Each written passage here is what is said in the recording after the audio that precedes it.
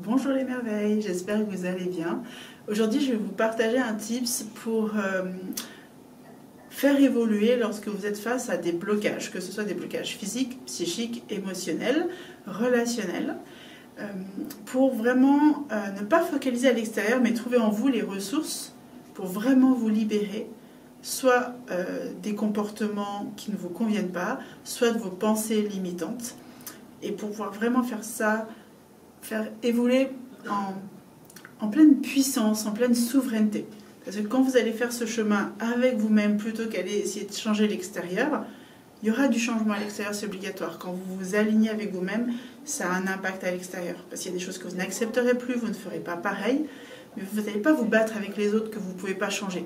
Mais vous allez évoluer avec vous-même et vous allez apprendre plein de choses. Donc j'avais envie de vous partager un peu ce tips qui est simple à dire, à pratiquer, c'est beaucoup plus varié, complexe, si je peux mettre ce mot. Ça demande de la présence, de la volonté, ça c'est sûr, et un peu de courage, parce que des fois c'est pas confortable.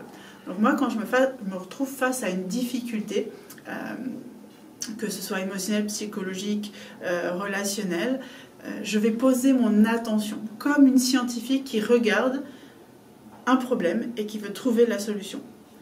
Avec amour par contre et joie, parce que même si c'est quelque chose d'inconfortable, ça fait peur et tout ça, je me dis, je sais que derrière cette difficulté, j'ai un cadeau pour moi et ce cadeau, je veux le trouver à tout prix. Donc je suis une enfant têtue qui veut trouver le cadeau. Voilà. Donc moi, la première chose, c'est d'utiliser ma partie rationnelle. Je note, donc moi j'ai des carnets, donc j'ai mes carnets, mes bullet journal, qui sont un peu mes carnets secrets où je fais les synthèses de ce que je vis à des moments précis de ma vie. Voilà, un peu comme je raconte ma vie dedans, mais j'ai aussi mes petits carnets où je note. Et aujourd'hui, j'utilise aussi mon téléphone. Voilà, j'utilise mon téléphone, mes notes de téléphone pour prendre beaucoup, pour poser des intentions. Donc, je pose une intention dans mon cœur, dans ma tête, et donc par écrit, qui est la matérialisation.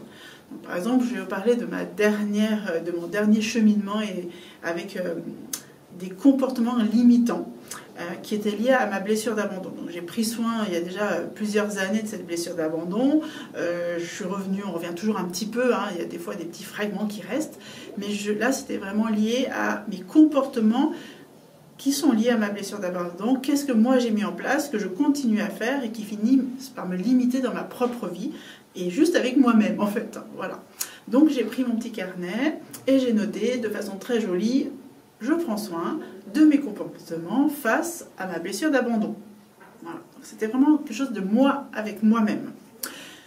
Et puis, je vais prendre le temps d'écouter dans mon cœur, et c'est ok, et je vais l'observer. Donc moi, je note dans mon téléphone maintenant, et quand j'ai des choses, des réflexions qui viennent, je les note dans mon carnet de brouillon. J'appelle ça mes petits carnets de brouillon, je note tout ce qui vient, mon journaling quotidien.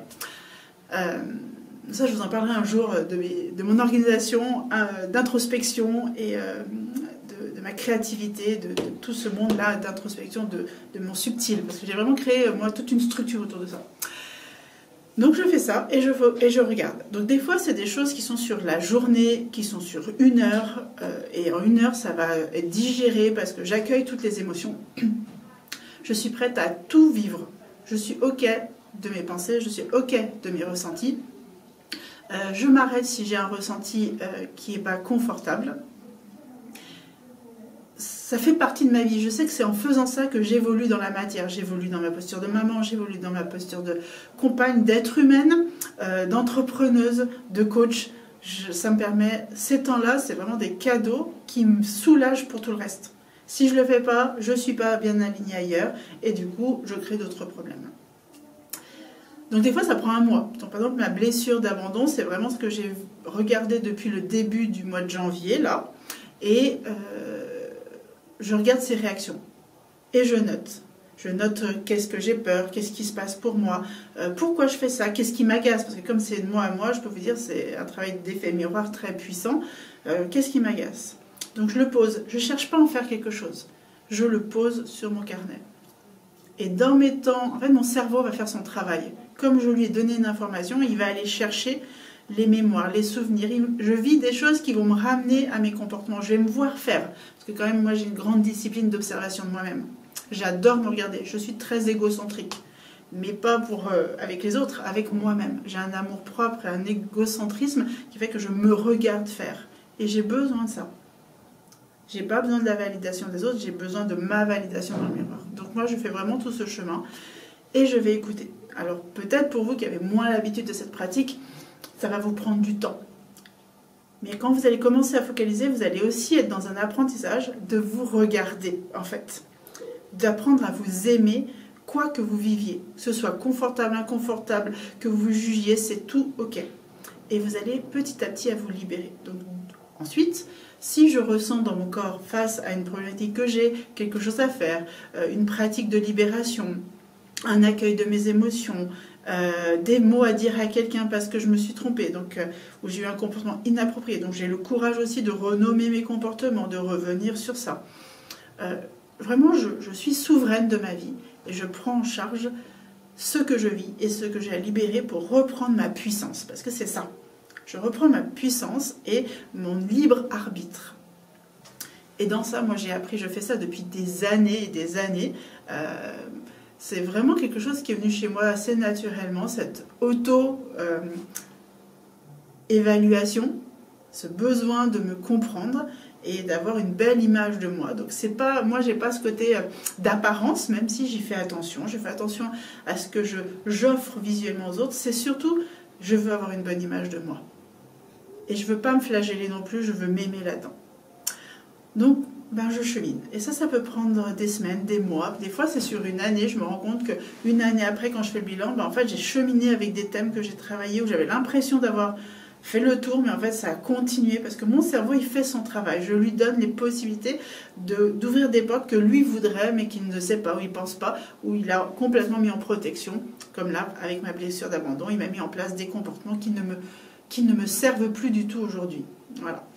Donc j'avais envie de partager ça avec vous parce que souvent l'introspection est vue comme quelque chose de négatif en lien avec j'ai un problème si, je suis pas normale, hein, on entend moi je vais pas chez le psy ou la thérapeute, j'ai pas de problème. Mais on n'a pas de problème en soi. Soit on n'a pas de problème. Par contre, on vit des choses inconfortables auxquelles on n'a pas de solution. Et des fois on ne sait même pas pourquoi. Donc la psychologue, le ou la thérapeute vont nous aider à aller découvrir dans le monde subtil qu'est-ce qui se passe dans la psyché, qu'est-ce qui se passe pour moi. C'est pas que des problèmes extérieurs. Un problème extérieur, c'est un problème extérieur. L'intensité qu'on met sur le problème, ça vient de nous. Voilà. Donc moi j'avais envie de partager ça avec vous pour vous montrer combien ça peut être un jeu. Et surtout, c'est un chemin de conscience de soi très puissant, très révélateur et très libérateur. Voilà. Donc si ça vous parle, ça résonne, n'hésitez pas comme d'habitude à commenter, à partager votre expérience, votre singularité et à diffuser autour de vous cette vidéo pour des gens qui seraient peut-être touchés, interpellés, que ça aiderait. Je vous embrasse et à tout bientôt.